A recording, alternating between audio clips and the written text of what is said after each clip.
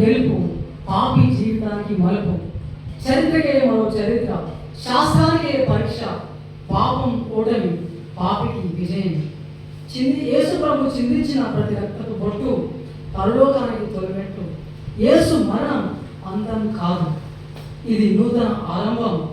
చరిత్ర గమనంలో నూతన సృష్టి.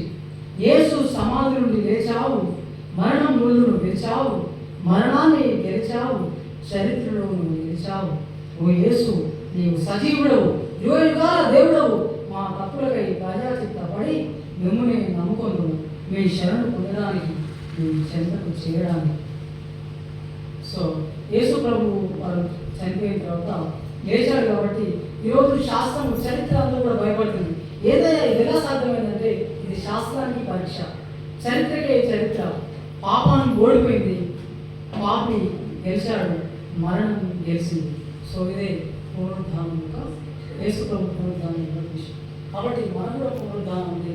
ఆయన పునరుద్ధానాన్ని మనం ఏం చేయాలో చెప్పాలి, ఆయన మరణాన్ని చెప్పాలి, ఆయన జనాన్ని చెప్పాలి, ఆయన జీవించిన విధానాన్ని చెప్పి నీ కుటుంబాన్ని ఫస్ట్ నిన్ను నువ్వు సంస్కరించుకోవాలి, నువ్వు రక్షించబడాలి.